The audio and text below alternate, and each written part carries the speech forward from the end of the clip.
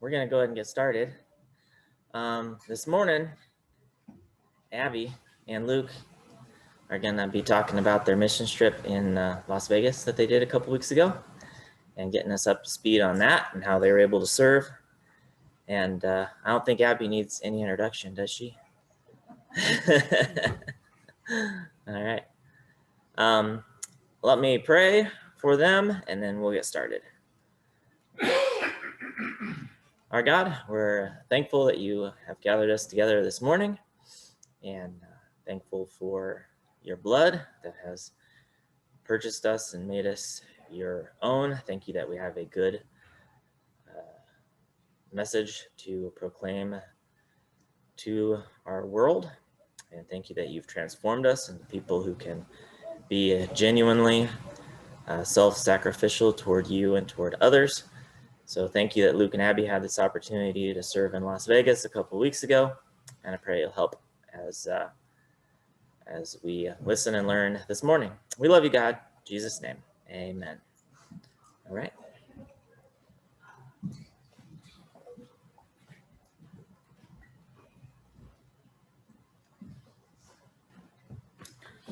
Okay. We need the projector. Oh, I turned on one and not the other. Yes. I'm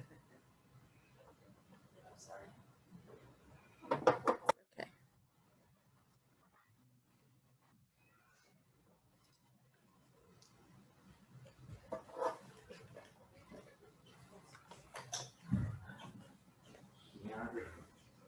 It's blinking.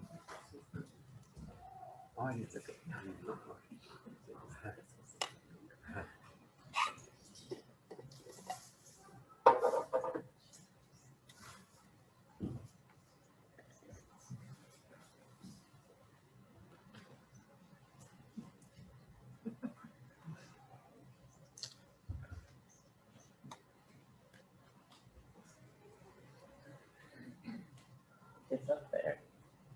I know, but it's not up here. There it comes. Here it comes. Oh, here. Yay. Okay. So Luke and I had the opportunity to go to Las Vegas in June, like the first full week in June, for about 5 days and work with an organization called Free International. They work with victims of human trafficking. They work on prevention, rescue, aftercare. They team up with police, churches, recovery homes in that area. So I'm going to be telling you more about them, but first I'm going to talk about what human trafficking is. So the definition of human trafficking from the Department of Homeland Security is that human trafficking involves the use of force, fraud, or coercion to obtain some type of labor or commercial sex act. We're focusing on the sex trafficking aspect. In order to prosecute for human trafficking, force, fraud, or coercion must be proven unless it's a minor. And if there's a minor being abused, they don't have to prove anything to be prosecuted. In reality, what it looks like, because that sounds like a heady kind of definition, life consists of the worst of all types of emotional, verbal, physical, and sexual abuse. It's rape 24/7 almost for these people. So here's some statistic facts.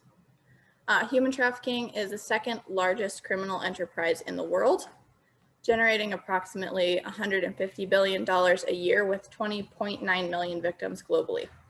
So it's not like a small isolated thing, it's big. Sex trafficking takes place everywhere in the world, including in the United States.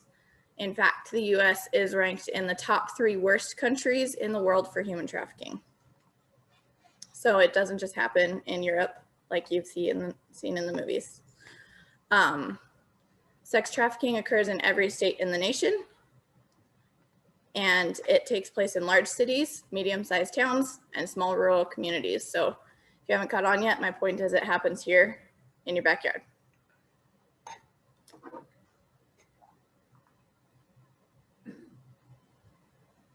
All right, so what does it look like? First thing you want to do is get rid of your assumptions that look like movies like Taken or whatever. So kidnapping, chains, ropes, and cages do happen, but they're a lot less common. That's not the most common form of trafficking whatsoever. So when you see billboards that have pictures of someone in chains and saying, you know, are you free to leave or some sort of thing like that. It's a stunning visual to help bring awareness to people who don't know about human trafficking, but a lot of times victims don't know that they're victims of human trafficking and they tend to blame themselves. And so that type of visual reinforces with them that that's not what's happening to them. It can take place through trafficking rings. It's very closely tied to drugs because a lot of the victims are drugged. So same type of thing. Most of the situations involve invisible chains. So psychological manipulation, fear, threats. You know, if you don't do this for me, I'm going to release this compromising information I have on you, or I'm going to come after your family. You have a little sister type of a thing. It can be romance. They think that they love this person and they owe them something. Or debt. A lot of times this person will give them a lot of gifts or help them immigrate. And then they say, you owe me now. And they have to try to pay them back. They might not be able to leave at all because they took away their documents. All types of things like that. Trafficking happens from family members and respected community leaders. That's actually the highest percentage is by family members. And then the last point I wanted to say is about prostitution.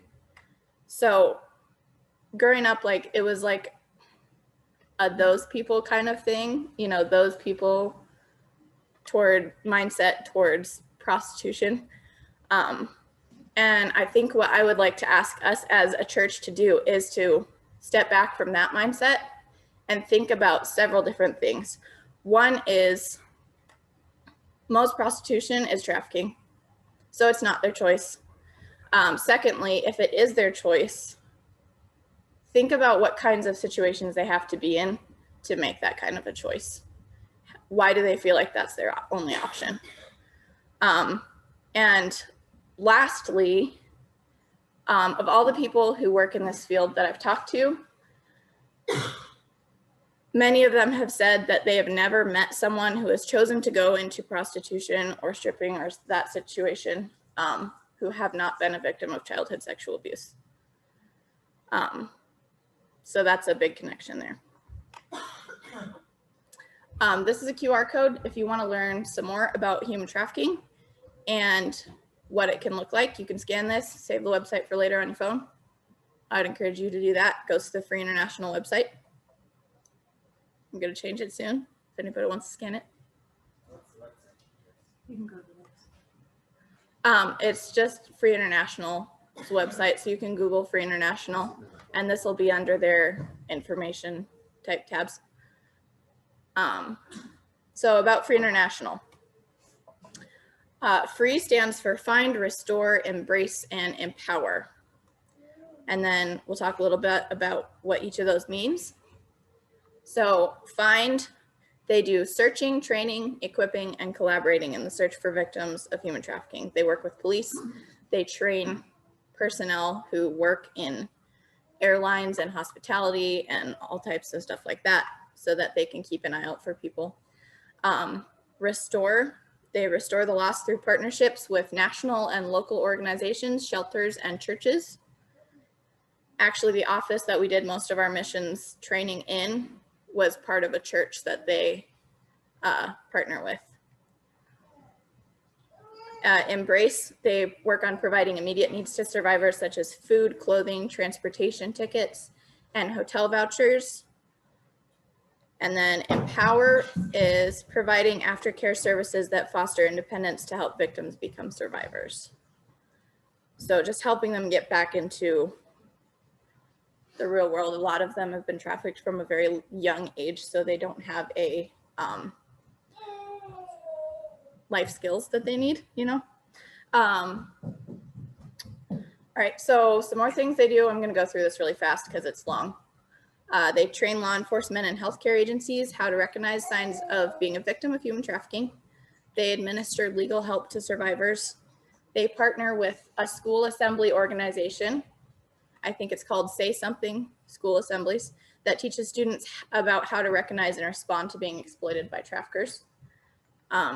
They coordinate the Big Search to help cities across the US find local missing children. So what they do there is people from a community can ask them to come, and they'll set it up, and they go into the city for like a weekend or something like that, and they set up like a call center. They train people, and they go out in the community and they look for missing kids, and they found quite a few missing kids that way. There's one coming up in Orlando in August. And then they partner with an organization that provides shelter and services for underage victims of sex trafficking.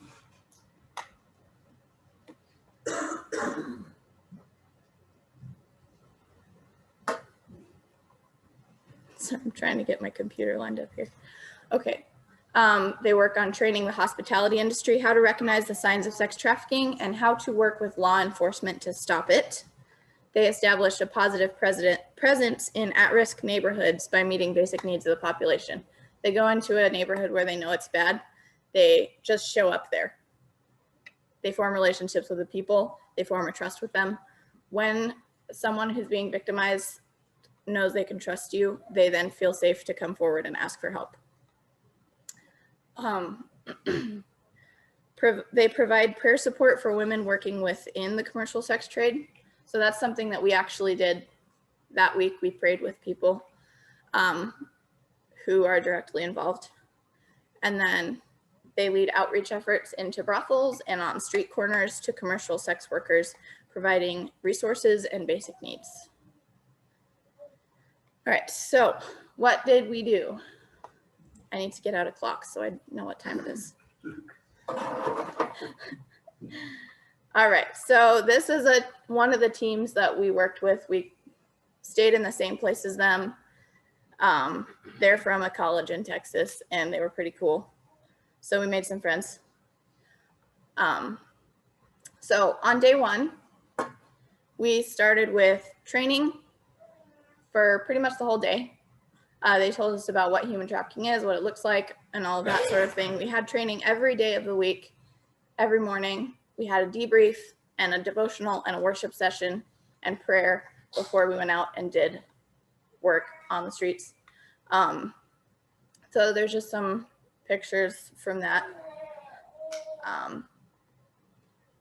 So there's a picture of the leader of the week. His name was Caleb, kind of doing some training with us. And then the first day we also did an immersion experience, is what they called it. And they basically told us the story of a girl who had been trafficked, and that Free International was able to help assist in rescuing. She was from Montana, but they gave us an audio to listen to of her family telling us the story while we drove to this location. And there on the street corner, you can see kind of a hotel back here.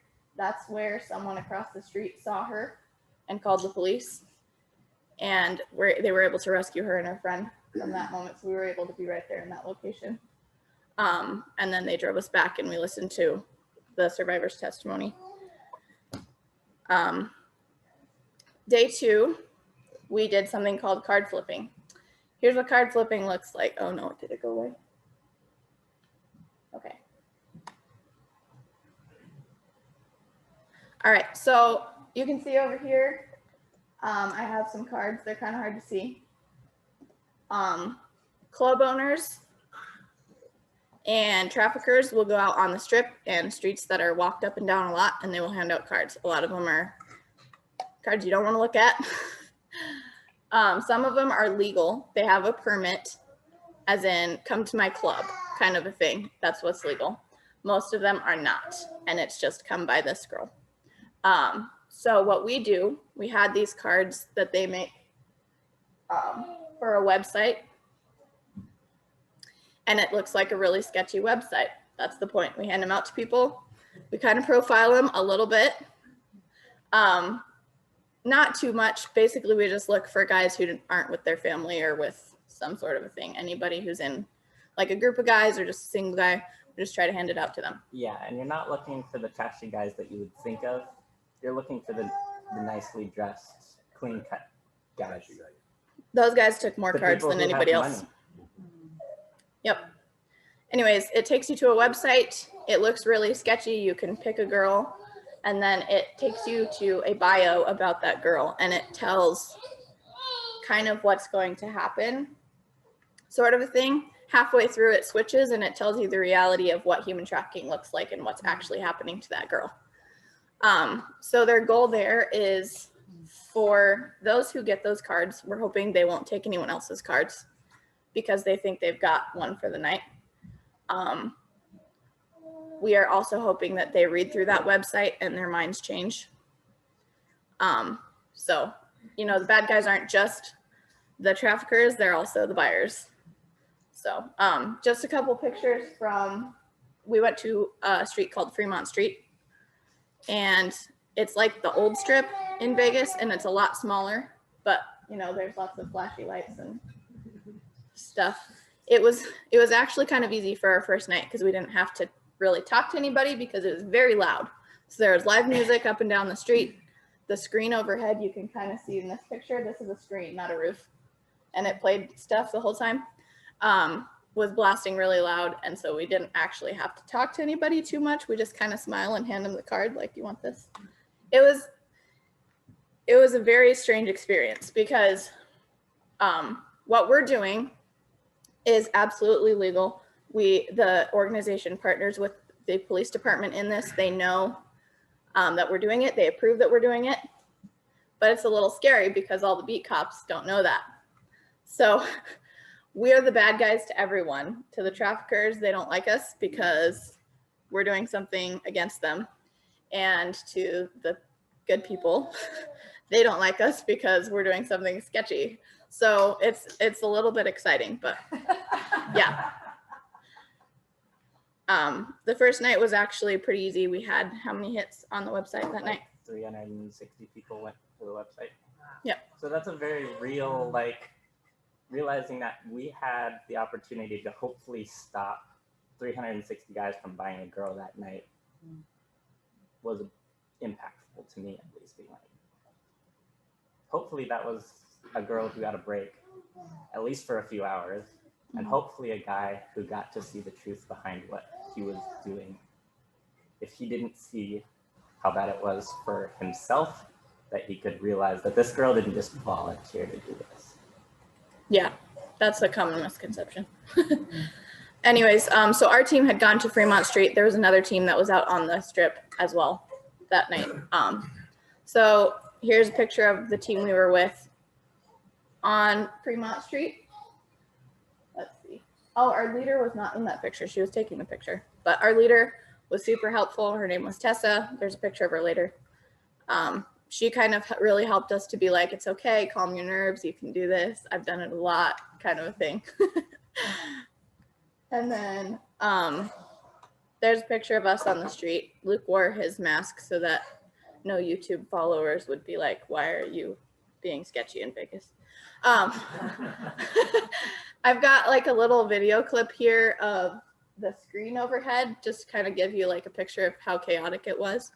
So I'll play that. Hopefully the sound will come through. It's not coming through. As you can see, it's very psychedelic.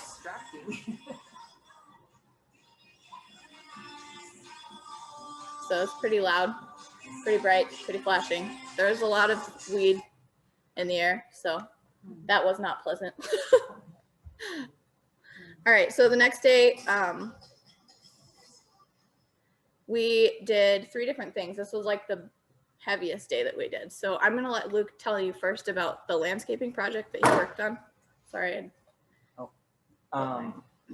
So there is a recovery center there for girls. They can take in like 6 girls at a time. They'll have them for 6 months, I think.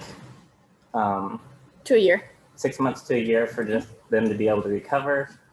Those 6 girls are very fortunate because they're 6 out of 30,000 girls who are being trafficked just in Las Vegas. And that's just the people that we have numbers on, which is probably not a good majority of them. So they were in between switching out groups of girls when I was able to come in and just help with landscaping in the backyard. Did you have? I don't have the bigger pictures of picture. that? Anyway, But just a this is your construction team. project, something hands-on that I knew how to do. Yeah, I was just able to help in that way. And we put down, we basically just redid the whole backyard and made it beautiful for these girls to be able to come in and have something nice. So they built the bench they're sitting on. They hung those crosses. They planted a bunch of flowers down here. Turn away. Sorry. They built the bench that they're sitting on. They hung the crosses in the back.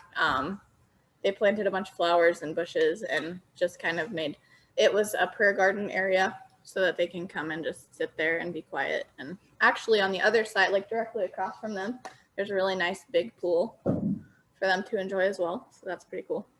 Okay, I'm going to go back now. All right, so the other 2 things that we did this day, one was massage parlors and the other one was call center. So over here you can see pictures of us packing gift bags. So when they go into massage parlors, we had 2 different teams. One team was doing intel. They had a sheet of paper that they could fill out from the police. The police are not able to go in and bust these places just straight up. So they go in and they gather intel and they have a list of red flags that tell us something's up with this place. And the more red flags they can spot, the more probable cause the police have to be able to go in and shut it down. The other team, the team that I was on, was the compassion team. And what we're doing there is we're packing gift bags for the ladies that are in these places. It's basically just like a little hygiene pack. Got lotion, soap, toothbrush, whatever. We put in a card with the human trafficking hotline number on it in Mandarin. I mean, the numbers are numbers, but the language is in Mandarin because they're Asian massage parlors and most of the ladies there, their English is not very good. They mostly just speak Mandarin. So that's where we are. This was a couple of our team. This is Sally and Dante. And that's a picture of us going into one of them. We went to 35 massage parlors in one afternoon. Just in kind of the Chinatown area there. A lot of them we didn't stay at very long. So we have, when we go into massage parlors, we go in and the first thing we do is look at who's at the counter. If it's a guy, we just kind of ask about prices and then we make up an excuse and leave. If it's a lady, we talk to her a little bit and we say, you know, what are your prices? Do you give massages too? That's an important part because a lot of times traffickers will have someone called a madam who is overseeing the other girls. This is someone who's been trafficked for a very long time and now works with the trafficker. So we can't really give her gifts either. So if the lady at the desk says that she also does massage, then we will tell her we are not here for a massage. We just wanted to give you a gift today and we are able to give that to them. They are being taken from their whole lives. And so getting a gift from someone is something that they're really not used to. A lot of them are a little afraid to take it or they don't know what to do. And then we just talk to them a little bit, offer to pray for them and that kind of a thing. And the goal there is just to show up and have facial recognition with them, try to build a little bit of a relationship with them. Our leader who was with us said that she's been recognized a couple of times after she's been on a few of these trips. A couple of ladies were like, I know you, you've been here before. So that's just to kind of give them encouragement and courage and help to get through the day. So I have some pictures of massage parlors here. They look familiar probably to some of you. They just look like any massage parlor that's there. This is a picture of us before we went in. this place right here, I have a story to tell you about.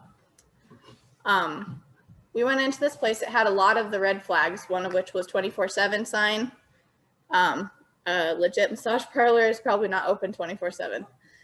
They said they have table showers, and they had a door that you had to buzz into.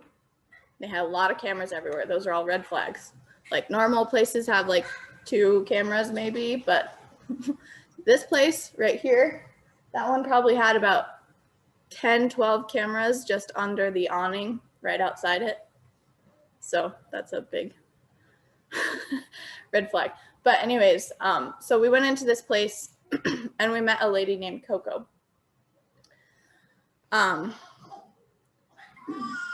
Coco talked to us for a little bit, and then once we told her that we were not there for a massage, you could kind of see her guard come down a little bit. And we gave her a gift, and she didn't know what to do with it. She was like, no, I can't take that. And so we kind of explained a little bit more, you know, this is just a gift for you, no strings attached, you don't have to buy it, not for your boss, for you, kind of a thing. And we just got to talk to her a little bit. And once that guard came down, she came around the counter, and you could just see how exhausted she was. She was leaning up against the counter for support to continue standing and walking. She had a big bruise on her neck and a handprint. And she told us that she had been working for 12 hours straight, and she was going to continue to work all through the night. It's different to listen to statistics and think, wow, this is a really big problem, than to walk into a place and look into the eyes of someone who's being abused continuously all the time and know, like, I'm just here to offer you encouragement. And you know you want to be Jason Bourne or Liam Neeson and grab them and take them out of there, but that's not how it's done. Rescue is a process, and it's actually probably more dangerous to them for you to do it that way. But just leaving that place and knowing exactly what's happening to her was really difficult. So we've been in and out of a lot of massage parlors that day, but we stopped after that one. We didn't stop. We had a few more to go to, but we stopped for probably about 20 minutes, and we just prayed in the car and cried for a long time.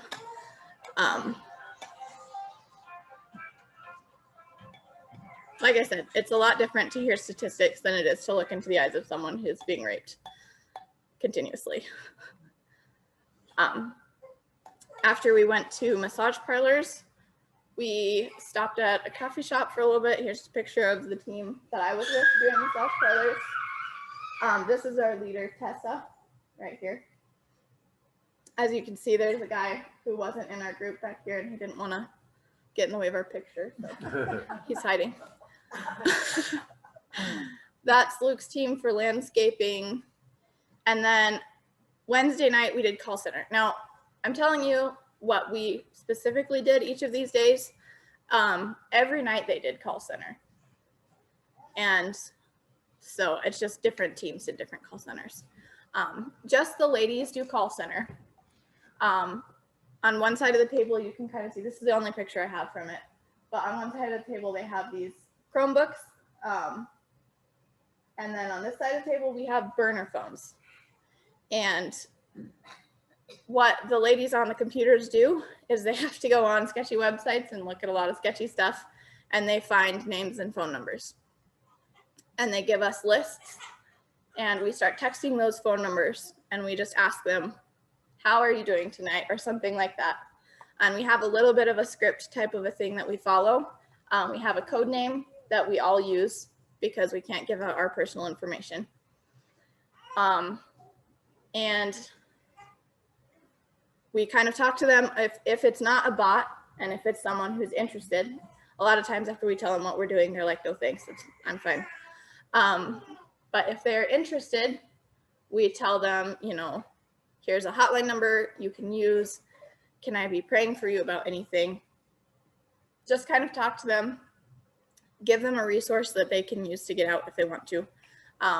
We explained to them, you know, we're just offering help to people who want out if they want help out. One of the first numbers that I texted was a girl named Monica. And most of the numbers that you text, I had probably 4 or 5 sheets top to bottom with phone numbers, and I probably only had like 5, 7 conversations. But Monica responded, and she was a little sketched out. She was like, "What are you doing? Is this some sort of human trafficking situation?" Which I found ironic. But we kind of explained, we're just giving you resources. If you want help out, here's a number that you can contact. And she was immediately, okay, sorry, I'm rambling. What I'm trying to say is we messaged her and we said, we're contacting ladies to offer them help out if they want help out. And she messaged me back immediately and said, I was just praying for help. I'm doing this because I can't afford my rent and I'm sick of it and I want out. And so we were able to give her a phone number. She asked for prayer. We were able to pray with her. It was very encouraging and also saddening at the same time. But it was just kind of a peek into the kind of a thing that they can do in call center. Several of the other ladies had conversations similarly as well. All right. On day 4, we did more card flipping. I'm way behind on my computer here. But this time, everybody went to the strip. And we didn't last very long there. Like I said, it's a little bit, it looks sketchy what we're doing. And there were some spiritual battles going on. And so we didn't end up going as late. Normally we try to go to midnight. We stopped around 10. But it was very high intensity situation. There's a lot of sensory overload. And I think at that point during the week is kind of when all of the weight of the week started to hit us at once. And so it was a very difficult night. Did you want to say anything? Sorry, I've just been talking. I'm just curious, who's been to Vegas? Okay.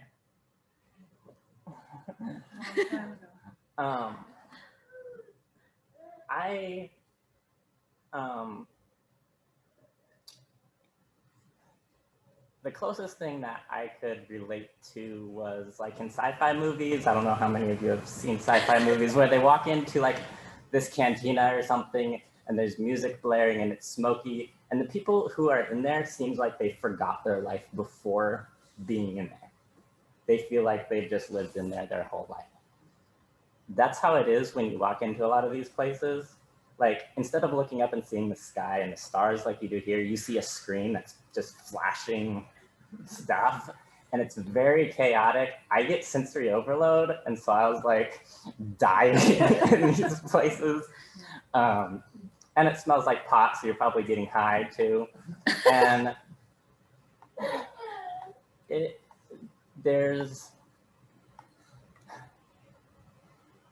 a spiritual darkness that you really feel, especially when you're going in there to do missions work. And I don't know where I'm going with this, except to say that I've never felt spiritual darkness like that before, where you feel like you look around and you see more darkness than you see light. And for us to be there is hope to these people. And Satan doesn't want that. And so there's attacks from everywhere. And I think at this point is when we started crumbling underneath that. And,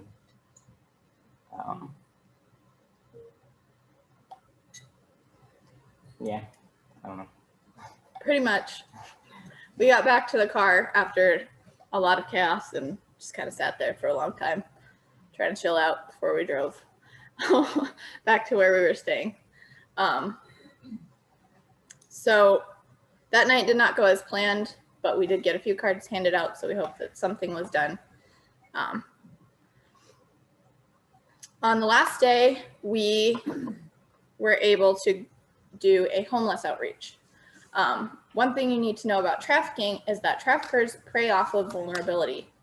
So anytime a child or an adult is in a very vulnerable situation, that gives the trafficker leeway to be able to come in and exploit that.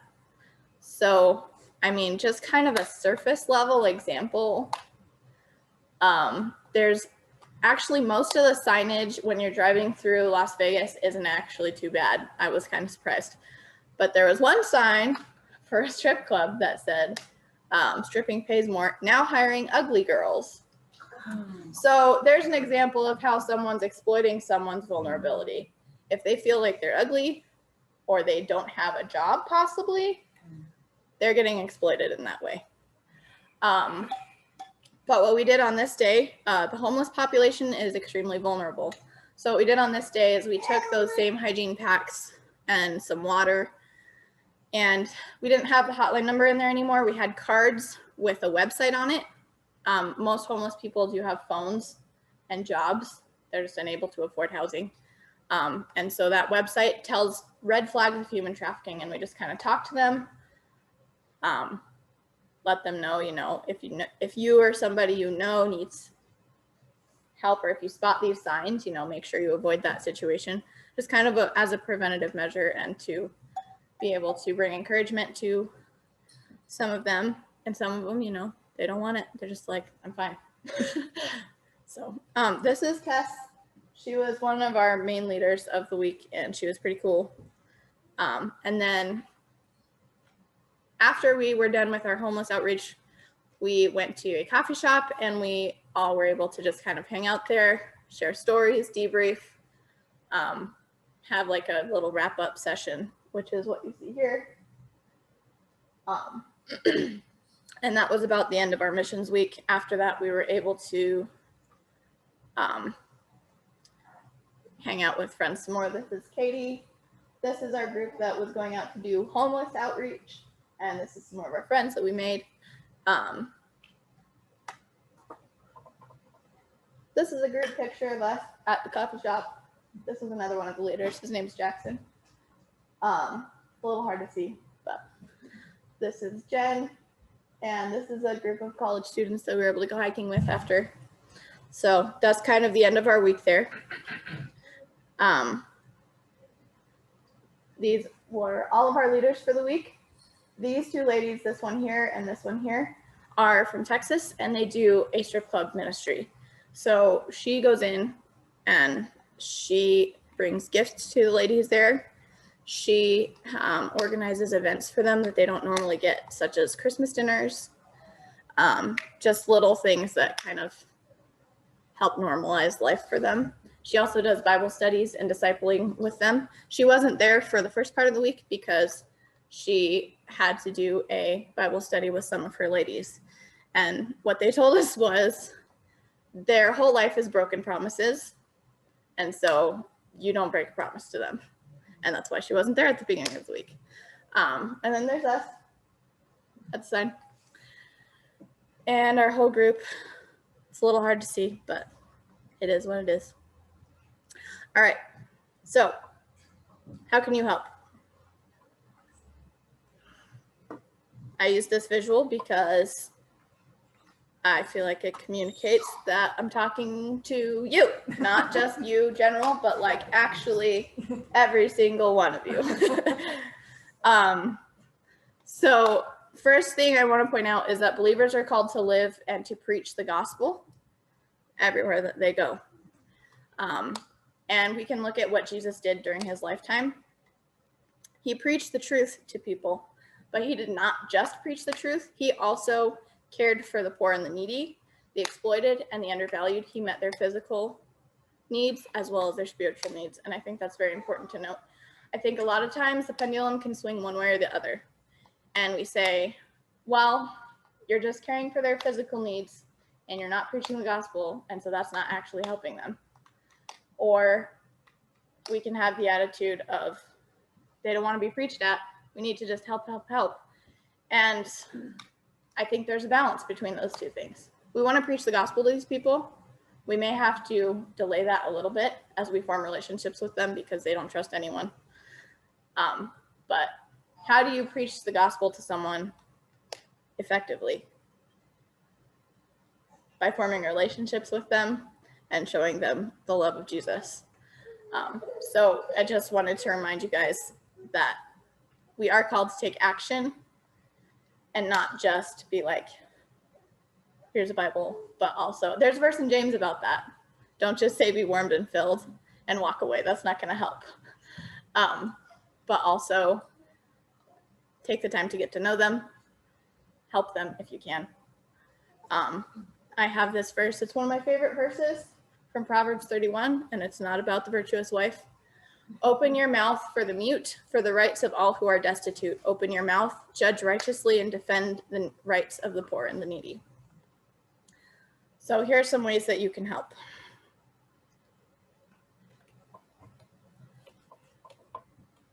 How to get my slide lined up here. The first thing you can do is educate yourself. I kind of gave you a really fast rundown of what human trafficking is. It's a lot bigger than that. I would love for you guys to all be able to go home and say, what is this issue really about? And find out more. Free International is a really good resource. Freedom's Journey is a really good resource. I would advise you to learn from people who are actually doing the work and not just websites that are like statistics kind of a thing. So learn about human trafficking and learn what it looks like. Look at people with compassion rather than judgment, like I was talking about with prostitution earlier, rather than saying, why are they dressed like that? Why are they doing that? Look into their eyes, see them as someone who's created in the image of God, and feel more compassion for them as someone who's lost and exploited rather than just passing judgment on them. Learn the red flags of human trafficking. I'm going to have another website you can go to in a second. So kind of find out what it looks like and then report suspicious behavior to your local law enforcement. Don't do anything, just report it. You're putting yourself and them in more danger if you do something directly. Something you can do is volunteer. Here in Rapid City, we have an organization called Freedom's Journey. We've done some volunteering with them. The lady that runs it, her name is Tess, and she actually connected us with Free International for this missions trip. She works directly with survivors and helping them get on their feet and raising awareness. So she does something really cool there. You can donate your time, your money, or needed items. I know that's a cliche one, but you can donate more than just money. You can host an awareness event. There's a Walk for Freedom in Rapid City almost every year. They didn't have it last year, but it's in October from A21. That's just an awareness walk, something really easy to participate in. You just walk around a few blocks and it's really cool. You can hear a couple speakers. Foster care. Some of the most vulnerable children to human trafficking are foster children. They're in a very unstable environment. They're hopping from place to place. Their home life is unsteady. And so all of these things are very huge vulnerabilities that traffickers prey on. And we were just at an event in January. And one of the things that the people there, the experts said was, if you want to fight human trafficking, do foster care and give these kids a safe place to be. You can support legislation designed to strengthen human trafficking laws, and then you can go on a mission trip like this. It's not super expensive. It's about $400 per person, plus some lodging, and there was some pretty cheap lodging. And it's a really good way to get out of your comfort zone. I know it's really not people's comfort zone. Yep. But I think that that's good to get out of your comfort zone. And I felt a little awkward telling people I was going on a mission trip to Vegas. So, but it's needed. So they're doing another one next year, and they actually do several a year. So if you want to learn more about that, talk to me and I can tell you, or you can go to their website, Free International. This is a website with the red flags or indicators of human trafficking from Freedom's Journey. You can just find it on their website if you want to go there later. If you want to scan it now, you can. This is a hotline number. Something that I would advise you to do is to have access to this. You can easily get it on Google. But if you have this in your phone and you see something that you don't really like, sometimes it's not a situation where you're like, I'm going to call the police, but you can also report it to the human trafficking hotline and they can help you there. So that's the end of that. I'm going to leave that slide up there. And then you guys can ask questions. I have a question. Yes. All those cameras that were under the awning, is that to protect them? They want to know exactly who's coming in and out. So what they're doing is very illegal. And so if there's people coming in and out who are trying to fight it like us, they want to be able to know who we are. Which is why we don't just go in and be like, do you need help out?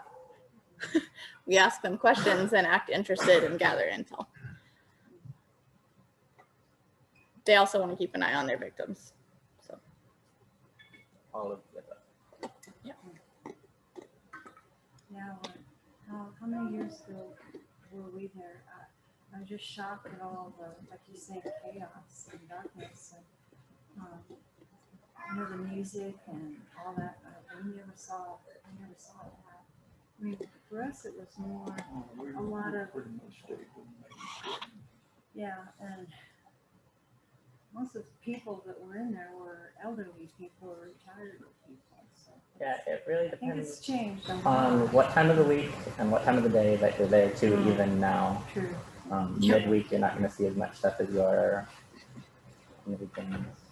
At night, we were there at night, you know. Yeah, we got there about 9 and then we stayed about till midnight. So there's lots of party crews, you know, just, I don't know, basketball teams, bachelor parties, bachelorette parties. There's lots of young people, lots of old people, lots of medium people, all kinds of people. Yes. I just want to say that we've been involved in some of this support to people. My only suggestion is when you bring in people to your home, you must recognize that they've lost their innocence. Mm-hmm. You must protect your children from that. And I would not recommend fostering somebody that is older than your children because they will prey on your children. So you have to be in control of that spiritual battle when you bring people into your home. Yep, definitely watch out for your own children as well. Arizona just passed a bill that really outlaws all of this. If someone gets convicted, they're in prison for life.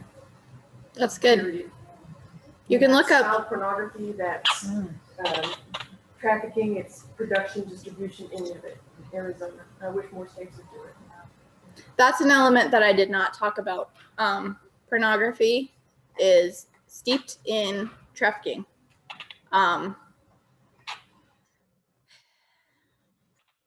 I think that a common misconception is that it's a choice for most people. And some people it is. Like I said, why is it that choice?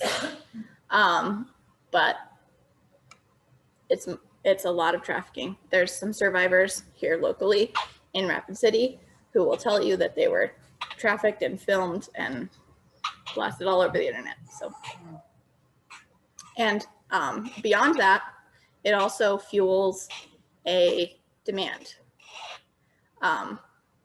People who watch it are looking for a rush, and eventually that rush fades, so they get to worse and worse and worse types, and then the rush is still gone, and so they go looking for it in real life.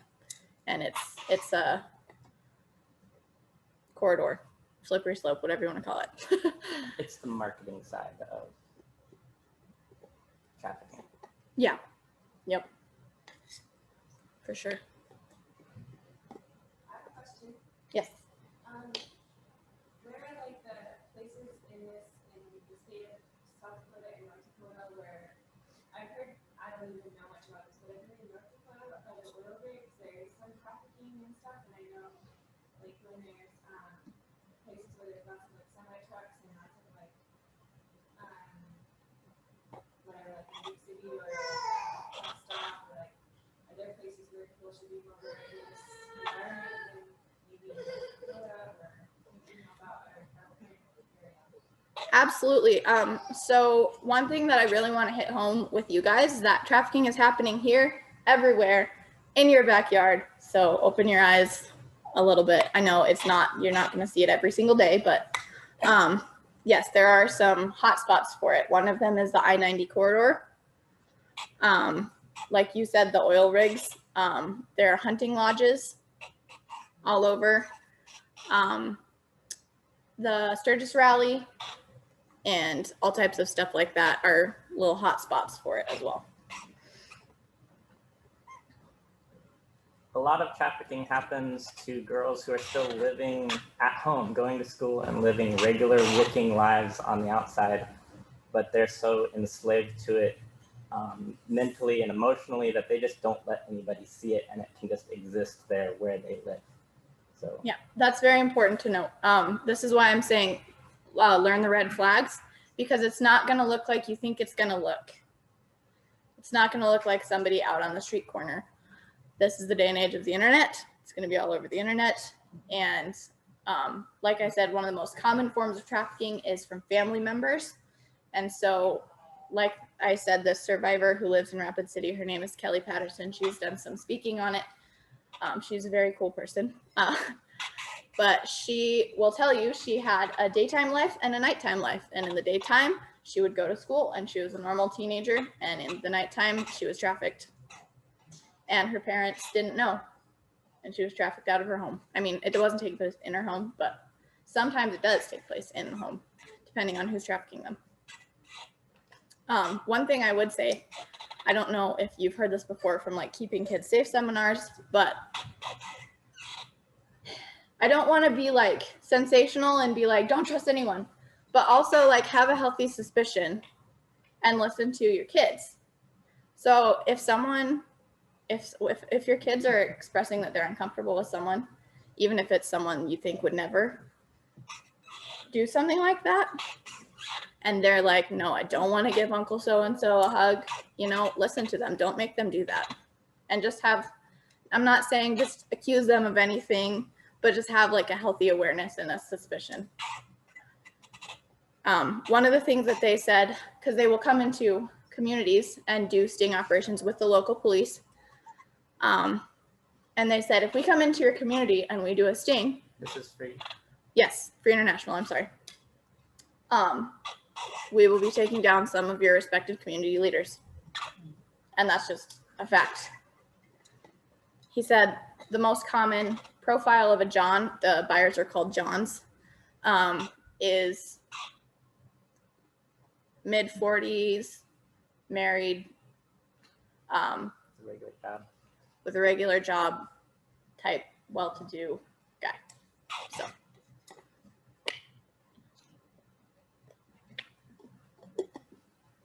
Any other questions? Anybody on Zoom have questions?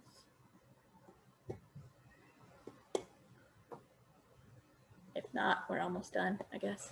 So, yes. I just wanted to thank you for sharing because I've seen back when I had Facebook, I saw all the time people posting stuff about human trafficking and sex trafficking, and your heart almost gets ripped out because it's so terrible.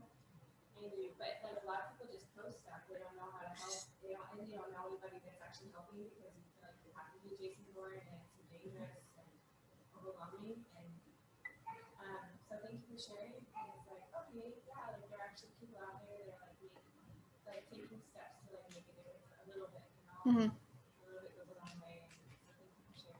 Yeah, absolutely. There are practical ways to help. And like she said, it doesn't look like a Liam Neeson movie.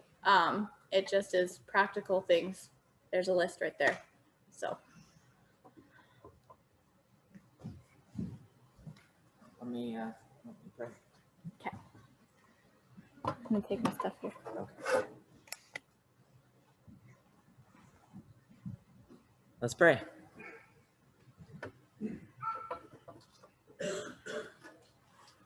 God, thank you for this opportunity that Luke and Abby had a couple weeks ago.